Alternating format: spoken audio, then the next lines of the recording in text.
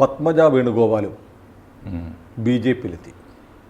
ഒരു രാഷ്ട്രീയ നിരീക്ഷകൻ എന്ന നിലയിൽ അഹമ്മദ് മാഷിന് എന്താണ് തോന്നുന്നത്? ഒന്നാമത്തെ കാര്യം, പത്മജയുടെ ഒരു രാഷ്ട്രീയം നമ്മൾ കുറേ കാലമായിട്ട് നിരീക്ഷിച്ചുകൊണ്ടിരിക്കുന്നതാണ്. അവർ കോൺഗ്രസ്സിൽ അധികകാലം ഉണ്ടാവില്ല എന്ന് പൊതുവേ ആ വാർത്തകളും അവരുടെ നീക്കങ്ങളും ശ്രദ്ധിച്ചിരുന്നു. എന്താണ് അങ്ങനെ തോന്നാൻ കാര്യം? ഒരുപാട് കാലമായിട്ട് ഒരുപാട് കാര്യങ്ങൾ, ഇപ്പോൾ കരുണാകരൻ്റെ കോൺഗ്രസ്സിനോടുള്ള കലാപം തൊട്ട് കരുണാകരൻ പ്രതാപകാലം കഴിഞ്ഞ കാലത്ത് ഈ മക്കൾ രാഷ്ട്രീയത്തിൽ ഇടപെട്ട കാലം തൊട്ട് ആ കുടുംബത്തെ സൂക്ഷ്മമായിട്ട് കേരളം കണ്ടിട്ടുണ്ട്. ഞാൻ ആദ്യം കണ്ട ഒരു സൂക്ഷ്മമായിട്ട് തന്നെ, ഞാൻ പത്രപ്രവർത്തകനായിരുന്ന കാലത്ത് തന്നെ ഈ കെ മുരളീധരനെയും പത്മജ വേണുഗോപാലിനെയും ഈ ഇൻ്റർവ്യൂ ഉൾപ്പെടെയുള്ള കാര്യങ്ങൾക്ക് സമീപിച്ചപ്പോൾ ഞാൻ ശ്രദ്ധിച്ചൊരു കാര്യം, മുരളീധരനേക്കാൾ പല കാര്യങ്ങളിലും പക്വതയോടെ, അങ്ങേയറ്റത്തെ സംസ്കാരത്തോടെ, വെൽ ഡിസിപ്ലിൻഡായി പ്രതികരിക്കുന്ന ഒരു രീതിയാണ് അവർക്ക്. എനിക്ക് അന്ന് തോന്നിയിരുന്നൊരു കാര്യം ഞാൻ പലരോടും അന്ന് പങ്കുവച്ചിട്ടുണ്ടായിരുന്നു. കരുണാകരൻ്റെ പിൻഗാമിയായി രാഷ്ട്രീയത്തിൽ വരേണ്ടത് മുരളീധരനേക്കാൾ പത്മജയാണല്ലോ എന്നെനിക്ക് തോന്നിയിരുന്നു. പക്ഷേ അന്ന് രണ്ട് കാര്യങ്ങൾ ഒരേ സമയം നടക്കുന്നുണ്ടായിരുന്നു. അന്ന് ഞാൻ ശ്രദ്ധിച്ചാണ്, അതെല്ലാവരും ശ്രദ്ധിച്ചിട്ടുണ്ടാവും.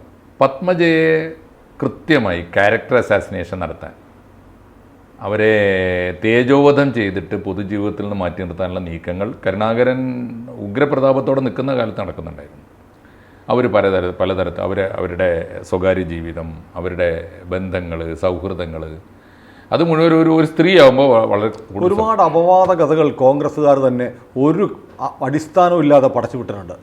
അടിസ്ഥാനം ഉള്ളതാണോ ഇല്ലയോ എന്നുള്ള ചർച്ച ചെയ്യുന്നതിൽ പോലും അർത്ഥമില്ല. കാരണം അതൊന്നും കേരളത്തിൻ്റെ ഒരു പൊതുജീവിതത്തെ ബാധിച്ചതല്ല, അവരുടെ സ്വകാര്യമായ ജീവിതമാണ്. അങ്ങനെയാണെങ്കിൽ ഈ മുരളീധരനോ പത്മജയോ എന്ന ചോദ്യത്തിന് മുമ്പിൽ ഈ കണ്ട ആരോപണങ്ങൾ, ഒരു പക്ഷേ അഴിമതി പോലുള്ള ആരോപണങ്ങൾ ഉൾപ്പെടെ എല്ലാ ആരോപണങ്ങളും വന്ന ഒരാളാണ് മുരളീധരൻ. പത്മജയ്ക്ക് നേരെ കേട്ട ആരോപണങ്ങൾ അതിൻ്റെ എത്രയോ കൂടിയ അളവിൽ നേരിട്ട ഒരാളാണ്. തീർച്ചയായും. അപ്പോഴും മുരളിയെ മറന്നും പുറത്തും ഒക്കെ മുരളിയെ കൂടെ മാത്രമല്ല, കോൺഗ്രസ് നേരത്തെ വിട്ടുപോയതാണ്, അച്ഛൻ്റെ കൂടെ വിട്ടുപോയി, പിന്നെ അച്ഛനെയും വിട്ട് വേറെ പാർട്ടി ഉണ്ടാക്കി, അച്ഛൻ തിരിച്ചു പോയപ്പോഴും കോൺഗ്രസിലേക്ക് വന്നില്ല. അല്ല, കരുണാകരൻ ഒരുപക്ഷെ ഏറ്റവും കൂടുതൽ വിഷമിച്ചിട്ടുള്ളത് മുരളി മൂലമായിരിക്കും. തീർച്ചയായിട്ടും. കരുണാകരനെ ഒരു തരത്തിൽ ബ്ലാക്ക് മെയിൽ ചെയ്ത് എന്നൊരു പാർട്ടി ഉണ്ടാക്കി ആ കരുണാകരൻ എക്കാലത്തും പൊരുതിയിട്ടുള്ള എതിർത്തിട്ടുള്ള CPM-ന്റെ പാളയത്തിൽ വരെ കൊണ്ടുവച്ചു. അതിനുശേഷം അദ്ദേഹം നിസ്സഹായനായി പോകുന്ന ഒരു കരുണാകരനെ നമ്മൾ കണ്ടു. അതെ, വളരെ ദയനീയമായിരുന്നു. നമ്മൾ കണ്ടിട്ട് ഉഗ്രപ്രതാപിയായിട്ടുള്ള കരുണാകരൻ്റെ അതിദയനീയമായൊരു ചിത്രം പോലും കാണാൻ ഇടയാക്കിയത് മുരളിയാണ്. കരുണാകരനെ ആ പരിതോവസ്ഥയിൽ എത്തിച്ചതിൽ ഒരു പക്ഷേ മുരളി അവസാനത്തെ തീരുമാനം എടുത്തത് പോലും, കരുണാകരൻ കോൺഗ്രസ് വിടാനുള്ള തീരുമാനം എടുത്തത് പോലും മുരളിയായിരിക്കും. അതെ, ആ മോനാണ് ഏറ്റവും കൂടുതൽ വേദനിപ്പിച്ചത്. അപ്പോൾ അതേസമയത്ത് കരുണാകരൻ ഏതവസ്ഥയിലായിരിക്കുമ്പോഴും അച്ഛനെ ഒരു വാക്കുകൊണ്ട് പോലും വേദനിപ്പിക്കുന്ന ഒരു നിലപാട് പത്മജ എടുത്തിട്ടില്ല. വളരെ മാന്യമായ. ഇപ്പോൾ മുരളി പറയുന്നത് അച്ഛൻ പൊറുക്കില്ല എന്നാണ് പറയുന്നത് പത്മജയുടെ തീരുമാനത്തിൽ. മുരളിയുടെ രാഷ്ട്രീയമൊക്കെ നമ്മളെ എമ്പാടും കണ്ടതാണ്. ആ രാഷ്ട്രീയത്തിന് കേരളത്തിലെ കോൺട്രിബ്യൂഷൻ എന്താണ്? മുരളീധരൻ്റെ മൊത്തം ഒരു ലെഗസി മൈനസ് കരുണാകരൻ, അതെ, നത്തിങ് ആണല്ലോ, സീറോ. ഓർക്കുന്നുണ്ടല്ലോ പഴയ നാടകം, നമ്മുടെ S. രമേശൻ നായർ എഴുതിയ നാടകം കിങ്ങിണിക്കുട്ടൻ, വല്ലാതെ വിഖ്യാതമായതാണ്. ഇന്നത്തെ തലമുറയ്ക്ക് അറിയില്ല. നാടകമായിട്ട് വന്നതും സത്യമാണ്. കവി S. രമേശൻ നായരുടെ കാര്യമാണ്. അദ്ദേഹമാണ് അത് നാടകം. അത് വളരെ കൃത്യമല്ലേ? ആ ഒരു ബിംബവൽക്കരണം വളരെ കിങ്ങിണിക്കുട്ടൻ തന്നെയാണ്, അങ്ങനെ വന്ന ഒരാളാണ്. ഇപ്പോൾ അദ്ദേഹം പിടിച്ചു നിൽക്കുന്നത് കോൺഗ്രസിലെ ഈ ഗ്രൂപ്പ് സമവാക്യങ്ങളുടെ തുടർന്ന് കരുണാകരൻ്റെ ഒരു ഇമേജ്, കരുണാകരൻ്റെ ഒരു നിഴലുമായി കൊണ്ട് നടക്കണം, മുന്നോട്ട് പോവുകയാണ്. ഞാൻ പറയുന്നത് ഇപ്പോൾ ഇദ്ദേഹം ഉൾപ്പെടെ, രാജ്മോഹൻ ഉണ്ണിത്താൻ ഉൾപ്പെടെ വളരെ പരസ്യമായിട്ട് അലക്കിയ ഒരു വ്യക്തിത്വമാണ്. അതെ. അല്ല, പലരും പറയും സാർ, ഇത് ഈ കരുണാകരനെ ബാക്ക് സ്റ്റാബ് ചെയ്ത് രമേശ് ചെന്നിത്തല എന്നൊക്കെ പറയാറുണ്ട്. അദ്ദേഹത്തിൻ്റെ മാനസപുത്രനായിരുന്നല്ലോ. പക്ഷെ കരുണാകരനെ ബാക്ക് സ്റ്റാബ് ചെയ്ത് രമേശ് ചെന്നിത്തലയാണെങ്കിൽ മുന്നിൽ നിന്ന് കുത്തിയത് സ്വന്തം മകനാണ്. ആയിരിക്കും. തീർച്ചയായിട്ടും. ശത്രുക്കൾ മക്കളായും പിറക്കുമെന്നൊരു പ്രയോഗകാലത്ത് വന്നിരുന്നു. എന്നിട്ടാണ് മുരളി ഇപ്പോൾ പറയുന്നത് ഈ ഒരു ബന്ധവുമില്ല, അച്ഛൻ്റെ ആത്മാവ് പൊറുക്കില്ല.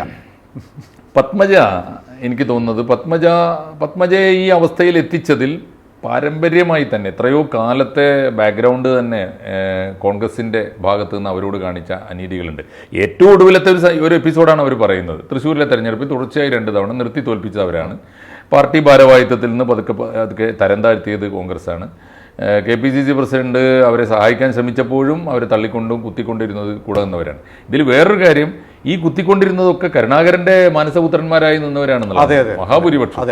ഇപ്പോൾ നിൽക്കുന്ന KC വേണുഗോപാൽ വരെയുള്ള ആളുകളെല്ലാം ഇതിനകത്ത് ഒരു ആഭ്യന്തര കുടുംബ പോരുണ്ടോ? കാരണം പത്മജ വന്നാൽ തനിക്ക് സീറ്റ് ഉണ്ടാവില്ല എന്ന് മനസ്സിലാക്കിയ ഒരു മുരളി ഫാക്ടർ പത്മജയെ ഒതുക്കുന്നതിന് മറ്റുള്ളവർ ഉപയോഗപ്പെടുത്തിയിട്ടുണ്ടോ? അത് സംശയിക്കാവുന്നതാണ് കേട്ടോ. കാരണം ഏതു വഴിക്കായാലും പത്മജയുടെ കാലിബർ അറിയാവുന്ന ആദ്യത്തെ ആൾ മുരളീധരൻ. അതെ. അപ്പോൾ എന്ത് തരത്തിലുള്ള നീക്കങ്ങൾ പത്മജയ്ക്കെതിരെ നടന്നിട്ടുണ്ടെങ്കിൽ അത് പാർട്ടിക്കകത്തായാലും പുറത്തായാലും അവരുടെ ക്യാരക്ടറിന് നേരെയായാലും പൊളിറ്റിക്കൽ കരിയറിന് നേരെയായാലും ഒക്കെ നടന്നിട്ടുണ്ടെങ്കിൽ മുരളീധരൻ അത് അറിയാതിരിക്കാൻ സാധ്യതയില്ല. ഒരു മൗനം സമ്മതം ഉണ്ടായിരിക്കണം. കാരണം മുരളീധരൻ അത് ആവശ്യമുണ്ട്, ഉണ്ടായിരുന്നു. ഇപ്പോൾ ഒടുവിലത്തെ ഒരു ചിത്രം വേറെ ചിലത് കൂടി പഠിപ്പിക്കുന്നുണ്ട്. ഇപ്പോൾ പത്മജയെ പോലെ താരതമ്യേന അവരെ എന്തൊക്കെ പറഞ്ഞാലും ഒരു രാഷ്ട്രീയ ഭിക്ഷാന്തേഹിയായി ഇരുന്ന ഒരാൾ ഇപ്പോൾ ഈ രാഷ്ട്രീയത്തിൽ കിട്ടാവുന്ന എല്ലാ സൗകര്യങ്ങളും അച്ഛൻ്റെ കാലത്തും അതിന് ശേഷവും പാർട്ടിയുടെ ലേബലിൽ അനുഭവിച്ച ഒരാളല്ല അവർ സത്യം പറഞ്ഞാൽ കേരള രാഷ്ട്രീയത്തിൽ അച്ഛൻ്റെ കാലത്ത് പോലും നേടാമായിരുന്ന, അനുഭവിക്കാമായിരുന്ന, എത്തിച്ചേരാമായിരുന്ന സൗകര്യങ്ങളിലേക്കൊന്നും അവർ പോയിട്ടില്ല. ഒരു വിശ്വസ്തയായ മകളായി അച്ഛനെ സേവിച്ച് കഴിഞ്ഞുകൂടിയിട്ടുള്ളൂ എന്നാണ് എൻ്റെ ഒരു നിരീക്ഷണം. അതേ സമയത്ത് അവർ അവിഹിതമായി ഭരണത്തിൽ വിട്ടിരുന്നു, കലക്ടർമാരെ നേരിട്ട് ഭരിക്കുമായിരുന്നു തുടങ്ങിയ അപവാദ കഥകളൊക്കെ അവർക്കെതിരായിട്ടുണ്ടായിരുന്നു. അങ്ങനെയാണെങ്കിൽ ആ സൗകര്യങ്ങളൊക്കെ ഇട്ടെറിഞ്ഞ് മനസ്സും അടുത്ത് ഇതൊന്നും കാണാൻ വയ്യ എന്ന് പരസ്യമായി പറഞ്ഞും പറയാതെയൊക്കെ അവർ നാടുവിട്ട് എത്രയോ കാലം വിദേശത്ത് കഴിഞ്ഞുകൂടി. ദുബായിലായിരുന്നു ഒരുപാട് കാലം. അപ്പോൾ അതിനാണ് ഇപ്പോൾ മുരളീധരൻ്റെ കമൻറ്റ്, വർക്ക് അറ്റ് ഹോമുകാർക്ക് ഇത്രയൊക്കെ പോരെയെന്ന്. അതെ, അത് വല്ലാത്തൊരു ആക്ഷേപമായി പോയി. വർക്ക് അറ്റ് ഹോം എന്ന് പറഞ്ഞു കഴിഞ്ഞാൽ വർക്ക് അറ്റ് പാർട്ടി കൊടുക്കണ്ടേ? പാർട്ടിയിൽ കൊടുക്കണം. വർക്ക് അറ്റ് പൊളിറ്റിക്കൽ കരിയർ കൊടുക്കണ്ടേ? ഇതൊന്നും കൊടുക്കാതിരിക്കാനുള്ള എല്ലാ പണിയും നോക്കിയിട്ട് ഇത്രയും കാലം വീട്ടിൽ നിന്ന ആൾക്ക് അത്രയൊക്കെ മതിയെന്ന് പറയുന്ന മുരളീധരൻ തന്നെയാണ് ഈ കേസിലെ പ്രധാന പ്രതി എന്നാണ് എനിക്ക് തോന്നുന്നത്. കോൺഗ്രസ് ക്രമാനുഗതമായിട്ടെങ്കിലും പത്മജ പോയി, ഓക്കെ, പത്മജ പോയതൊരു കേസാണ്. പോയ പത്മജ എന്തുകൊണ്ട് പോയി എന്നതിൻ്റെ ഒരു സ്റ്റഡി നടത്തേണ്ടതാണ് കോൺഗ്രസ്. അല്ല, പക്ഷേ മറ്റൊന്ന്, കേരളത്തിൽ കോൺഗ്രസിന് പിളർപ്പുണ്ടായിട്ടുണ്ട്. ആന്റണി പിളർന്നു പോയി, കോൺഗ്രസിന് വലിയ എ ഗ്രൂപ്പ് ഉണ്ടായി, പാർട്ടി വേറെയായി. അത് ഒരു വലിയ ക്ഷതം കേരളത്തിലെ സംഘടനാ കോൺഗ്രസിന് ഉണ്ടാക്കിയിട്ടുണ്ട്. അതിനുശേഷം കരുണാകരൻ പിളർന്നു പോയി, DIC ഉണ്ടായതും കോൺഗ്രസിനെ വല്ലാതെ ബാധിച്ചിട്ടുണ്ട്. അതിൻ്റെ പിന്നിൽ മുരളിയായിരുന്നില്ലേ? കേരളത്തിലെ കോൺഗ്രസിനെ യഥാർത്ഥത്തിൽ തകർത്തത് മുരളീധരൻ്റെ താല്പര്യങ്ങളും മുരളീധരൻ്റെ അധികാരമോഹം, മുരളീധരൻ്റെ അഴിമതി. തീർച്ചയായിട്ടും കരുണാകരൻ ഭരിച്ചുകൊണ്ടിരുന്ന കാലത്തൊക്കെ കരുണാകരൻ എന്തൊക്കെ പറഞ്ഞാലും കരുണാകരൻ നേരിട്ട് അഴിമതിക്കാരനായിരുന്നു ആരും പറഞ്ഞിട്ടില്ല, ഒരു രാഷ്ട്രീയ എതിരാളിയും പറഞ്ഞിട്ടില്ല. കരുണാകരനെ കുറിച്ച് പറഞ്ഞത് ഏറ്റവും വലിയ ആരോപണം സ്വജനപക്ഷപാതമാണ്. കൂടെ നിൽക്കുന്നവനെ പിന്തുണക്കുക, അവനെ ഏത് ആപൽഘട്ടത്തിലും അവനെ സംരക്ഷിക്കുക, അതിൻ്റെ പേരാണ് ഗ്രൂപ്പിസം. പോസിറ്റീവായ ഗ്രൂപ്പിസം കോൺഗ്രസ്സിൽ മാത്രമല്ല കേരള രാഷ്ട്രീയത്തിൽ കൊണ്ടുവന്ന ആദ്യത്തെ നേതാവാണ്. കരുണാകരനെ ചെറുക്കുക, കരുണാകരൻ്റെ സ്വജനപക്ഷപാതത്തെ ചെറുക്കുക, കരുണാകരൻ്റെ ആശ്രിത വത്സലരായി കൂടെ നിന്ന ആൾക്കാരെ ചെറുക്കാനുണ്ടാക്കിയ കുറെ ഒരു വർഗീയ നിറം കൂടി ഉണ്ടായിരുന്ന ഗ്രൂപ്പാണ് ആന്റണിയുടെ ഗ്രൂപ്പ്. മനോരമ അന്ന് മനോരമയിലെ KR ചുമ്മാറിനെ പോലുള്ള വലിയ പത്രക്കാരൊക്കെ സ്വകാര്യമായിട്ട് പറഞ്ഞിട്ടുണ്ട്, അവൻ്റെ കയ്യിൽ ഒന്നുമില്ല, അവൻ വട്ടപൂജ്യമാണ്, അവനെ ഞങ്ങൾ എഴുതിയുണ്ടാക്കിയതാണെന്ന് അവർ പറയുമായിരുന്നു. അതിൻ്റെ പിന്നിൽ സഭയുടെ താല്പര്യങ്ങളുണ്ടെന്നും സ്വകാര്യമായിട്ട് അവർ സമ്മതിച്ചിരുന്നു. അപ്പോൾ സത്യത്തിൽ മാനുഷികമായ പരിഗണനയുടെ പേരിൽ കരുണാകരൻ ഉണ്ടാക്കി വന്ന ഒരു ഗ്രൂപ്പിനെ വർഗീയമായ പരിഗണന കൂടി വെച്ച് വ്യക്തിപരമായി ഒരു മനുഷ്യനെയും തന്നെയല്ലാതെ ഇന്ന് വരെ മറ്റൊരാളെയും രക്ഷിച്ചിട്ടില്ലാത്ത AK ആന്റണി ഗ്രൂപ്പ് ഉണ്ടാക്കിയത്. ഇത് രണ്ട് കൾച്ചറാണ്. ഒന്ന് പോസിറ്റീവായ രണ്ട് പാർട്ടികളാണെന്ന് പറയാം. രണ്ട് പാർട്ടികളാണെന്ന് മാത്രമല്ല, രണ്ട് ഭിന്ന ധ്രുവങ്ങളിൽ നിൽക്കുന്ന സംസ്കാരം കൂടിയാണ്.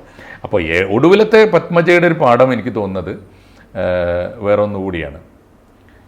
BJP എന്ന് പറയുന്ന രാഷ്ട്രീയ പാർട്ടിയോട് കേരളത്തിന് പൊതുവെ ഐത്തമില്ലാത്തൊരു സാഹചര്യം വരുന്നുണ്ട്. BJP എന്തോ അടുക്കാൻ കൊള്ളാത്തൊരു സാധനം, അത് അധികകാലം പറഞ്ഞു നിൽക്കാൻ പറ്റുന്നൊരു സംഗതിയല്ല എന്ന് എനിക്ക് നേരത്തെ തോന്നിയിട്ടുള്ളത്. ഞങ്ങളൊക്കെ അത് പറഞ്ഞിട്ടുള്ളതുമാണ്. എത്ര കാലം ഇന്ത്യ ഭരിക്കുന്ന ഒരു പാർട്ടിയോട് ഇന്ത്യ ഭരിക്കുന്ന പാർട്ടിയോട് കേരളത്തിലെ ലെഫ്റ്റ് 2 സമീപനമാണ് സ്വീകരിച്ചത്. ഇടതുപക്ഷം സ്വീകരിച്ചതാണ് ഞാൻ പറയുന്നത്. ഒന്ന്, അവരെ വെട്ടിയും കുത്തിയും തീർത്ത് കളയാം. അതാണ് ആദ്യം എടുത്ത സമീപനം. രണ്ടാമതെടുത്ത സമീപനം, അവരിപ്പോൾ ഇന്ത്യ ഭരിക്കുന്ന പാർട്ടിയാണ് എന്നൊക്കെ അംഗീകരിക്കുമ്പോഴും അത് പരസ്യമായി അംഗീകരിക്കുമ്പോഴും ആ റെസ്പെക്റ്റ് ആ രാഷ്ട്രീയ പാർട്ടിക്കും അതിൻ്റെ ലീഡേഴ്സിനും കൊടുക്കാതിരിക്കുക, തൊട്ടുകൂടായ്മ, അവരെ ബഹിഷ്കരിക്കുക. ഞാൻ എപ്പോഴും എന്നോട് തന്നെ ചോദിക്കുന്നത്, എൻ്റെ കൂട്ടുകാരോടും ചോദിക്കുന്ന ഒരു ചോദ്യം ഇതാണ്: ഈ 2 സമീപനം കൊണ്ട് BJPക്ക് എന്ത് പറ്റി? ഒന്നും പറ്റിയിട്ടില്ല എന്ന് മാത്രമല്ല, കേരളത്തിൽ പോലും അവരുടെ നില മെച്ചപ്പെടുത്തിക്കൊണ്ടേയിരിക്കുകയാണ്. അല്ല, എനിക്ക് തോന്നുന്നത് അവർക്ക് യഥാർത്ഥത്തിൽ ഉള്ളത്രയും ആനുകൂല്യങ്ങളെ എൻഗാഷ് ചെയ്തെടുത്ത് പൊളിറ്റിക്കലി മോട്ടിവേറ്റ് ചെയ്തെടുക്കുന്നതിൽ ലീഡർഷിപ്പ് വിജയിച്ചോ ഇല്ലയെന്ന് അവർ വിലയിരുത്തട്ടെ. പക്ഷേ ഈ അയിത്തം മാറും. ഇനിയിപ്പോൾ ഞാൻ ഒന്നുകൂടി പറയാം. ഇപ്പോൾ ആരോ പറഞ്ഞ പോലെയൊക്കെ പലരും പറഞ്ഞല്ലോ, ഒരു 4-5 MLA-മാരെ ജയിപ്പിക്കാവുന്നൊരു സാഹചര്യം കേരളത്തിൽ BJPക്ക് ഉണ്ടായി നോക്കട്ടെ. കോൺഗ്രസ് എന്ന് മാത്രമല്ല സാർ, BJPക്ക് ഇല്ല എന്ന് പറയാൻ പറ്റൂ. BJPക്ക് ഉണ്ട്. BJP ഇപ്പോൾ MP പാർലമെന്റിലേക്ക് ആളെ അയക്കാൻ പറ്റും, MLA-മാരെ ജയിപ്പിക്കുക. ഈ ക്രോസ് വോട്ടിംഗ് എന്ന് പറഞ്ഞ സാധനമാണ്. LDF എന്നെങ്കിൽ വന്ന് UDF വോട്ട് ചെയ്യും, UDF LDF വോട്ട് ചെയ്യും. ഇതല്ലാതെ ഇൻഡിപെൻഡന്റ് ആയിട്ട് LDF-ഉം UDF-ഉം BJP-യും മത്സരിച്ചാൽ BJPക്ക് ജയിക്കാവുന്ന മണ്ഡലങ്ങളുണ്ട്. മാത്രമല്ല, ഈ മഞ്ചേശ്വരം മണ്ഡലത്തിൽ കഴിഞ്ഞ കുറേ കാലം, ഒരുപക്ഷെ കേരളത്തിൽ ആദ്യം ക്രോസ് വോട്ടിംഗ് തുടങ്ങിയത് അവിടെയാണ്. എനിക്ക് നല്ല ഓർമ്മയുണ്ട്. ചെർക്കളം അബ്ദുള്ള എന്ന മുസ്ലിം ലീഗ് MLA സ്വകാര്യമായി സമ്മതിച്ചിരുന്ന ഒരു കാര്യമാണ്. ലാസ്റ്റ് മിനിറ്റിൽ അവർ ചെയ്യുന്ന കാര്യം, അവിടെ BJP ജയിക്കും എന്നൊരു സാഹചര്യം വന്നാൽ ഏറെക്കുറെ എല്ലാ തെരഞ്ഞെടുപ്പിലും അതുണ്ടായിരുന്നു. അപ്പോഴൊക്കെ എണ്ണി തിട്ടപ്പെടുത്തി ലിസ്റ്റ് ഇട്ടിട്ട് മറിച്ച് ചെയ്യും, ലെഫ്റ്റ് വോട്ടുകൾ മറിച്ച് ചെയ്യും.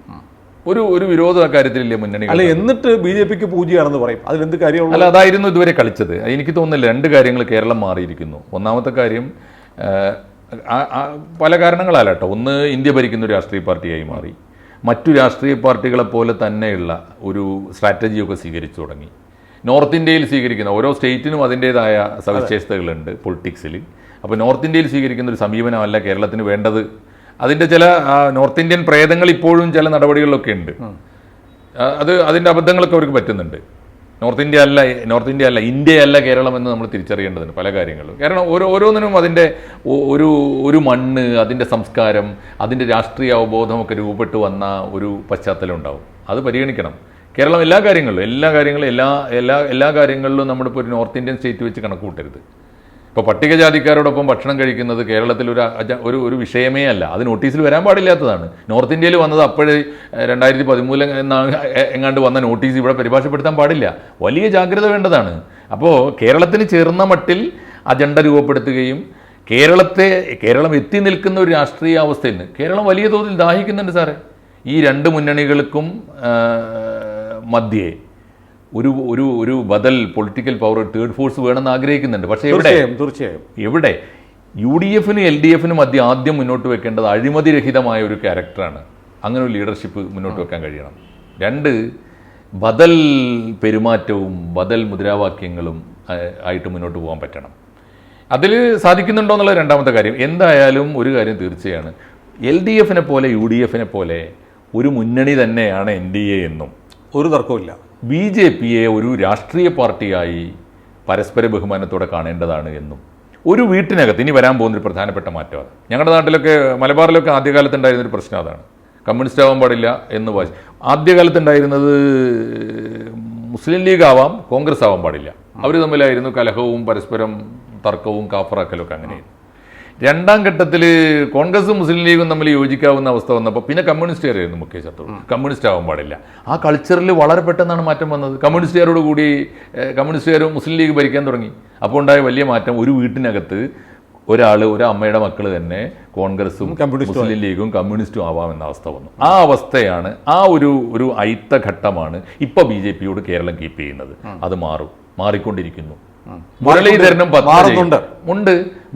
പത്മജയും ഒരു അച്ഛൻ്റെ അമ്മയുടെയും മക്കളാണ്. അവർക്ക് 2 പാർട്ടിയിലാവാം എന്ന ഒരു മെസ്സേജ് ഉണ്ടല്ലോ, അത് കേരളത്തിനോട്. പക്ഷേ മുരളി പറഞ്ഞിരിക്കുന്നത് ഇനി ഒരു ബന്ധമില്ല, എല്ലാ ബന്ധവും അവസാനിച്ചു. മുരളിക്ക് അല്ലെങ്കിലും അത്തരം മാനുഷികമായ ബന്ധങ്ങളിലൊക്കെ വലിയ വില കൊടുക്കുന്ന ആളാണെന്ന് നമുക്ക് പണ്ടും തോന്നി. അതിലപ്പുറം മുരളിക്ക് വല്ലതും ഉണ്ടോ എന്നെനിക്ക് തോന്നില്ല. മാത്രമല്ല, കോൺഗ്രസിൻ്റെ സംസ്കാരം, ഗാന്ധിയൻ സംസ്കാരം, കരുണാകരൻ്റെ വിശുദ്ധമായ ഭക്തി, ഞാൻ അങ്ങനെ വിശ്വസിച്ചു. വിശുദ്ധമായ ഭക്തി, അങ്ങേയറ്റത്തെ ഈ ആശ്രിത വാത്സല്യം, ഇതൊക്കെ മാഷ് പറഞ്ഞു വരുന്നത് മുരളി ഒരു കാപട്യക്കാരനാണ്, അങ്ങേയറ്റത്തെ കാപട്യക്കാരനാണെന്നാണ് എനിക്ക് തോന്നിയിട്ടുള്ളത്.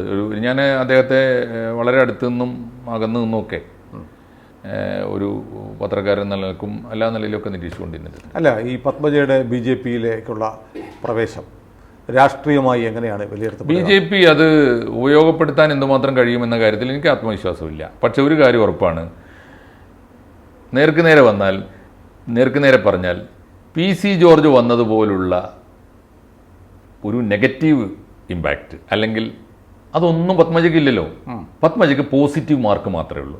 പത്മജ വന്നാൽ ഒരു പത്മജയല്ലാതെ ഒരു കൂടെ ഒരാളും പോകാനില്ല, വേണ്ട, ഒരു പത്മജ മതി. ഒരു ഐക്കണാണ് പത്മജയ്ക്ക്, ഒരു ലെഗസി ഉണ്ട്. പത്മജ ആ കൾച്ചർ ഇന്ന് വരെ സൂക്ഷിച്ച ആളാണ്. അല്ല, കേരളത്തിൽ നോക്കൂ, ആന്റണിയുടെ മകൻ വന്നു, കരുണാകരൻ്റെ മകൾ വന്നു. അതെ, അത് തീർച്ചയായിട്ടും അതൊരു മെസ്സേജാണ്. പക്ഷേ രണ്ടും തമ്മിൽ വലിയ വ്യത്യാസമുണ്ട്. ആന്റണിയുടെ മോൻ വന്നത് എനിക്ക് തോന്നിയത് ഒരു അത് ഈ ഉണ്ടാക്കിയ കരാറിനപ്പുറത്തേക്ക് ഒരു ഇഞ്ചു മുന്നോട്ട് പോകാത്തൊരു അച്ഛനെ പറ്റാത്തത്. കോൺഗ്രസ് അടപടലം ദ്രവിച്ചുകൊണ്ടിരിക്കുകയാണെന്ന് കേരളത്തിൽ നിന്ന് സ്ഥാപിക്കാൻ കഴിയും. കേരളത്തിലും കോൺഗ്രസ് ദ്രവിക്കുന്നു, തീർച്ചയായിട്ടും ഉണ്ടല്ലോ. കോൺഗ്രസ് വലിയ തോതിൽ ക്ഷണിച്ചു. കേരളത്തിലും ക്ഷണിക്കുന്നു എന്നുള്ളതിൻ്റെ വേറൊരു തെളിവും വേണ്ട. അതിൻ്റെ ആദ്യത്തെ തെളിവ് മുസ്ലിം ലീഗ് മുന്നണി വിടാൻ നടക്കുന്ന പലതരത്തിലുള്ള കളികൾ മാത്രം നോക്കിയാൽ മതി. കൂടെ കിടക്കുന്നവർക്കാണുള്ളത് ആദ്യം മനസ്സിലാവുക. കോൺഗ്രസിൻ്റെ സാധ്യതകൾ വളരെ കുറവാണെന്ന് ആദ്യം മനസ്സിലാക്കിയത് മുസ്ലിം ലീഗാണ്. പിന്നെ കോൺഗ്രസിനകത്ത് നിന്ന് ആളുകൾ ഓരോരുത്തരായി. ഇപ്പോൾ ആദ്യകാലത്ത് ഈ BJP-യിലേക്ക് പോകാനുള്ള അയിത്തം കൊണ്ട് കുറച്ച് പേര് പോയത് ഇടതുപക്ഷത്തേക്കാണ്. അവരൊക്കെ പലരും തിരിച്ചു വന്നു. ചെറിയാൻ ഫിലിപ്പ് ഒന്ന് ആലോചിച്ചു, എത്ര പേര്. ഇപ്പോൾ ഒരു അനിൽകുമാർ, KP അനിൽകുമാർ, ഓർമ്മയില്ലേ? ഇടതുപക്ഷത്തേക്ക് പോയവരൊക്കെ മനമെടുത്ത് നിൽക്കുകയാണ്. KV തോമസ്, അനിൽകുമാർ എന്തോ സ്ഥാനം കൊടുത്തിട്ടുണ്ട്. അതിനൊക്കെയുള്ള സംവിധാനങ്ങൾ, ചെറിയ കണ്ടീഷൻ, എന്താ പറയുക, ആ വാക്കുകൾ കരാർ അനുസരിച്ചൊക്കെ പോകുന്നുണ്ട്. എത്ര കാലം പോകും ആ സൗകര്യങ്ങൾ? ഒരു ഭരണകൂടം ഉള്ളപ്പോൾ കൊടുത്ത സൗകര്യങ്ങൾ മതിയോ? പാർട്ടിയിൽ എത്ര കാലം വരെ ഒക്കെ വിശ്വാസത്തിലെടുക്കും? അതുകൊണ്ട് ഇടതുപക്ഷത്തേക്ക് പോയവർക്ക് നിരാശയുണ്ട്. അതുകൊണ്ട് കുറെ കൂടി സുരക്ഷിതമായി പോകാവുന്ന ഇടമായി BJP മാത്രമല്ല അത് ദേശീയ പാർട്ടിയാണല്ലോ. മാത്രമല്ല BJP-യെ സംബന്ധിച്ച് BJP-ക്ക് ഒരു വലിയ ബൂസ്റ്റുമാണ്. BJP-ക്ക് അതൊരു വലിയ മാർക്കാണ്. പക്ഷെ BJP അത് ഉപയോഗപ്പെടുത്താൻ പറ്റണം. BJP-യിലെ ചില ആളുകൾ എല്ലാ വേസ്റ്റുകളും ഡംപ് ചെയ്യാനുള്ള ഇടമാണോ ഞങ്ങളുടെ പാർട്ടി എന്ന് പറയുന്ന ചില ഓൺലൈൻ BJP-ക്കാരൊക്കെ ഉണ്ട്. അവർക്ക് ഒരു പൊളിറ്റിക്കൽ അവയർനെസ് ഇല്ല എന്നല്ലേ നമുക്ക് പറയാൻ പറ്റും. അതറിയാത്തതുകൊണ്ടാണ്, അത് ആ രീതിയിൽ ചിന്തിക്കാത്തതുകൊണ്ടാണ്. തീർച്ചയായിട്ടും വലിയ മാറ്റം വരും എന്ന് എനിക്ക് തോന്നുന്നത്. കാരണം ഈ BJP പക്ഷേ അത് കൊടുക്കണം. ഇപ്പോൾ ആളുകൾക്ക് പരിഗണന കൊടുക്കുക മാത്രമല്ല, കോൺഗ്രസ് വിട്ട് ഈ കോൺഗ്രസ് മടുത്ത് BJP-യിലേക്ക് വരുന്നയാൾ ഏറ്റവും ചുരുങ്ങിയത് കോൺഗ്രസിലുള്ള കുഴപ്പങ്ങളെങ്കിലും BJP-യിൽ ഇല്ല എന്ന് ബോധ്യപ്പെടും. അത് കഴിയണം.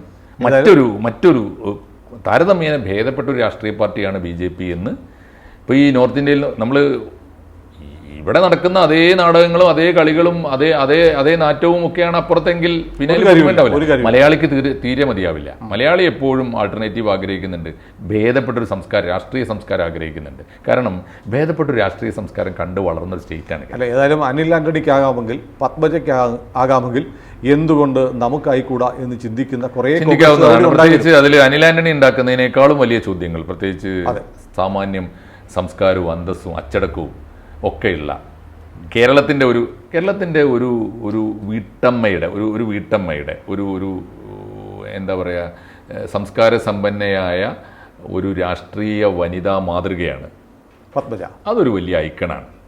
AK ആന്റണിക്ക് പ്രത്യേകിച്ച് സ്വന്തമായിട്ട് ആരും ഇല്ലാത്തതുപോലെ തന്നെയാണ് ഇപ്പോൾ അനിൽ ആന്റണി വന്നതുകൊണ്ട് എന്തെങ്കിലും BJP-ക്ക് പ്രത്യേകിച്ച് കിട്ടുമെന്ന് ഞാൻ വിചാരിക്കുന്നു. ഏതായാലും പത്മം കയ്യിലെന്തുകയാണ്. കേരള രാഷ്ട്രീയത്തിൽ എങ്ങനെ മാറ്റമുണ്ടാകും എന്ന് നമുക്കത് കാത്തിരുന്ന് കാണാം. തീർച്ചയായിട്ടും അത് വലിയ പാഠങ്ങളാണ്. കോൺഗ്രസിനും പാഠമാണ്, BJP-ക്കും അത് പാഠമായി എടുത്ത് മുന്നേറാൻ സാധിക്കണം. കൂടുതൽ വാർത്തകളും വിശേഷങ്ങളും നിങ്ങളിലേക്ക് എത്താൻ ABC മലയാളം സബ്സ്ക്രൈബ് ചെയ്യുക, ബെൽ ബട്ടണും അമർത്തുക.